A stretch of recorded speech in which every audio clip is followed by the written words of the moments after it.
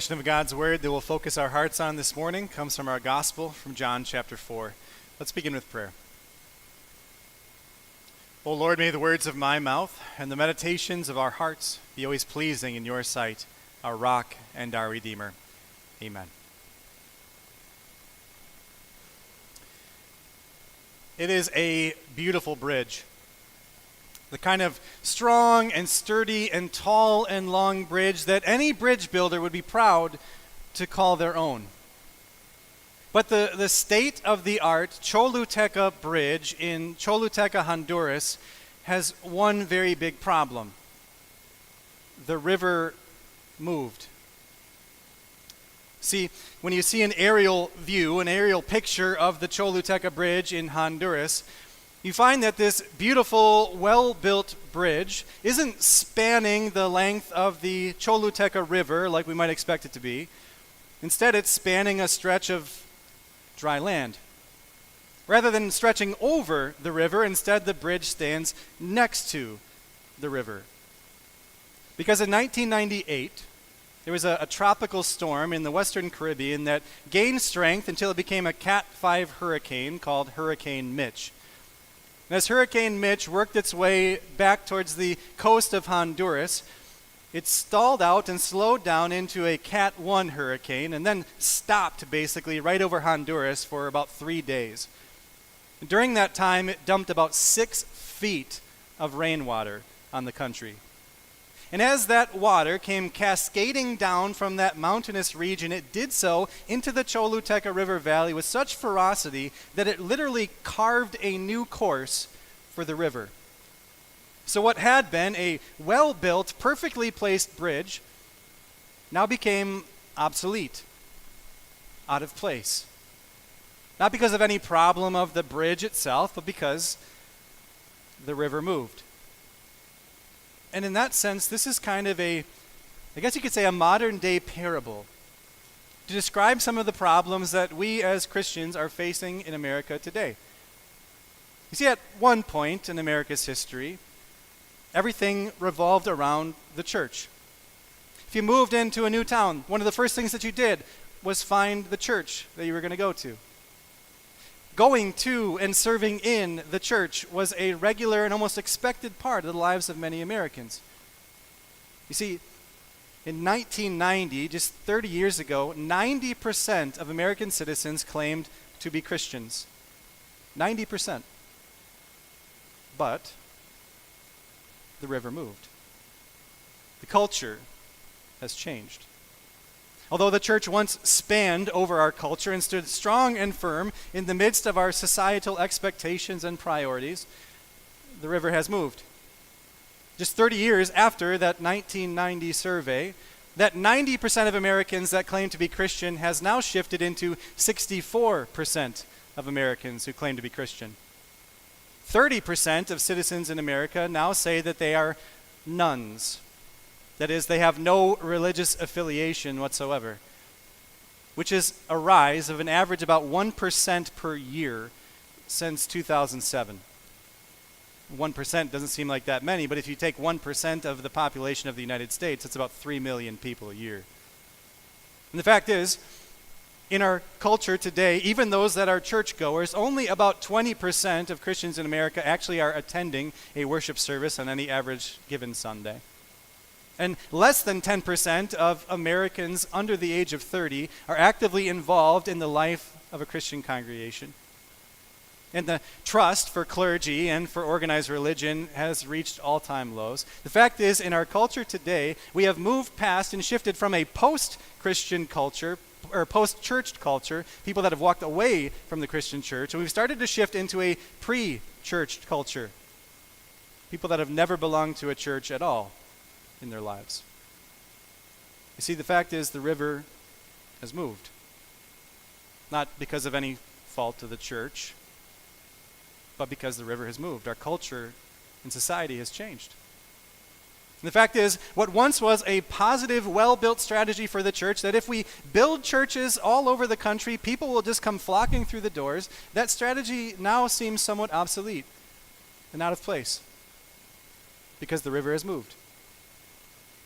So what can we do? What can we as the church do? Well, we could just sit here and do nothing, watching as the river continues flowing past uninterested, hoping that maybe someday down the line the river will shift again and everyone will come flooding back into the church. Or we can sit here in the safety of the four walls of our church, coming to worship once a week for an hour a week as passive consumers of content, and then go out but never take with us the gospel that we heard here into the culture that has changed.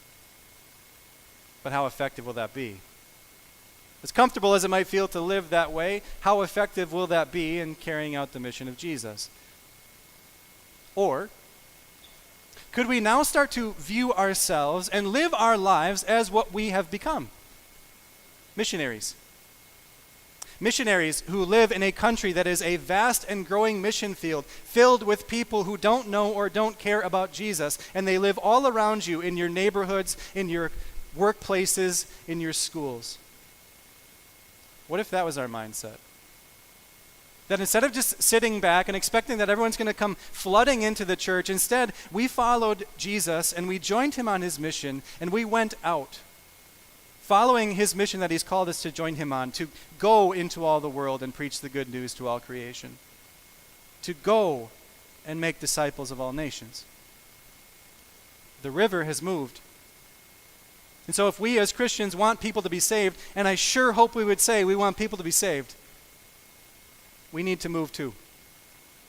We need to move and take the gospel out to the people that God has placed into our lives and the people to whom God has given us to share that good news of our Savior. He got it. See, so much of Jesus' earthly ministry revolved around him going and meeting people where they were, both physically and spiritually. And that's why our sermon text begins with these words. Now Jesus had to go through Samaria, only he really didn't have to. He really didn't have to, at least not geographically. Although the region of Samaria sat dead center between the region of Judea in the southern part of Israel and the region of Galilee up in the northern part of Israel, most people avoided going through Samaria altogether. Most Jews would bypass Samaria by extending their trip so they could cross over the Jordan River and then go north or south on the opposite side of Samaria. Everybody that was Jewish basically stayed out of Samaria, if at all possible, because the Jews and the Samaritans basically hated each other. They hated each other because to the Jews, the Samaritans were sort of half-blooded Jews. That was their ethnic background. They were the descendants of the few remnants of the northern tribes of Israel that had stayed there when the rest of their nation had been deported off to Assyria. And those Jews had then begun intermarrying with the other Gentile people that came to settle and repopulate that region. And so ethnically, they were mixed, part Jew and part Gentile. But religiously, they were also kind of a mixed bag. This amalgamation of Jewish religious practices, but also pagan religious practices. And so the Samaritans were rejected, looked down on, avoided at all costs. Except for Jesus. Jesus had to go to Samaria. Again, not geographically, but because there were people there who were far from God and who needed to know the truth that could set them free. One of those people was this Samaritan woman that Jesus meets at the well in Sychar. Now, this woman is an outcast, not just to the Jews, but also in her own city and society. You can tell that because we're told that she comes to draw water at noon. Now, in a hot desert climate like there is in Israel, you wouldn't have gone to draw water at noon, just like you don't mow your lawn in the Florida summer at noon. You do it in the early part of the day, or you do it at the end of the day to avoid the hottest parts of the day. So if this woman is going to draw water at the well at the very hottest part of the day, it's because she wants to avoid other people. And she wants to be avoided. She's trying to avoid the glares and the stares and the whispers that would have been coming behind her back from her fellow townswomen. You see, Jesus goes to her. Even though everyone else avoided her, even though she was trying to avoid everyone else, Jesus goes at the right place at the right time so that he can connect with her. And that's why this is so vitally important for us as Christians to follow in Jesus' steps today. Because if this Samaritan woman had been a 21st century American, there's almost no chance that she would ever step foot into a Christian church. And if she did, there's a good chance she would have been ignored and avoided by the people within that church as well. So Jesus goes to her. He meets her where she is, both physically and spiritually. And can you and I as Christians have the same kind of mindset about the people all around us in our society, in our culture, who don't know Jesus or don't care about Jesus? It's easier said than done, right? Easier said than done in a culture that continues seeming to go away from the church or flow right on past the church. That's why Jesus gives us a master's course in how to connect people to the gospel who aren't looking to hear it. Again, Jesus goes to her. Jesus doesn't sit back and hope that someday this Samaritan woman would wander in and listen to one of his sermons. He meets her where she is. And if you think about it, we do this all the time, even if not intentionally. We go to the same restaurants, to the same coffee shops, to the same barber shops, to the same grocery stores. And because we go back to those places again and again as regulars, we tend to get to know the people that are our servers, or our baristas, or barbers, or baggers that take care of us in those places where we're regulars. The fact is, you probably have a go-to mechanic. You go to your workplace with the same coworkers day after day. You go to school with the same classmates day after day. If you think about your life, almost every day we put ourselves into a place where we know with pretty good certainty there are going to be people there that we know and have connections to. So what can we do with that? Maybe we can have conversations. Maybe we can get to know who those people are that we run across on a regular basis in our lives and see if those relationships can become bridges to sharing Jesus with them. That's what Jesus did. After putting himself in the right place at the right time there at that well, Jesus intentionally strikes up a conversation with this woman. And at first it's pretty simple. They're sitting at a well, so he asks her for a drink of water. See, the fact is, whether you believe it or not, joining Jesus on his mission does not mean that your first conversation that you have with people needs to be a thorough exegetical explanation of John 3:16 in the original Greek language. Sometimes those first conversations you have with people are about their job, or their kids, or their hobbies, or their sports teams, or the weather. Don't psych yourself out and think that this has to be too hard. As simple and obvious as it might seem, if we are going to have conversations in which we can share Jesus with people, the first step is to start having a conversation with people. But you can bet that those simple conversations have an impact. Jesus' request to this woman is incredibly simple. Can I have a drink of water? But it had a huge effect on her. Because in that day, the concept of a Jewish man having a conversation in public with a Samaritan woman was absolutely unheard of. It looked down upon. And so for Jesus to take the time to talk to her, she noticed that. And think of what impact it could have on your relationship with somebody. If you're out at a restaurant and your server comes to your table, the server who spends most of her time hearing orders and critiques and criticism from her customers, and she finds you who pays attention to her and notices something about her and takes the time to ask about something that's going on in her life. You think that would have an impact on her? See, the fact is, simple conversations can have great impact if we just take the time to have those conversations. Now, Jesus, he jumps pretty quickly from starting the conversation into spiritual matters. And sometimes the fact is your conversation might not go that quickly, and that's okay. As the all-knowing Son of God who sees our minds and our hearts and knows all the circumstances of our lives, Jesus has a little bit of an advantage over us in that area.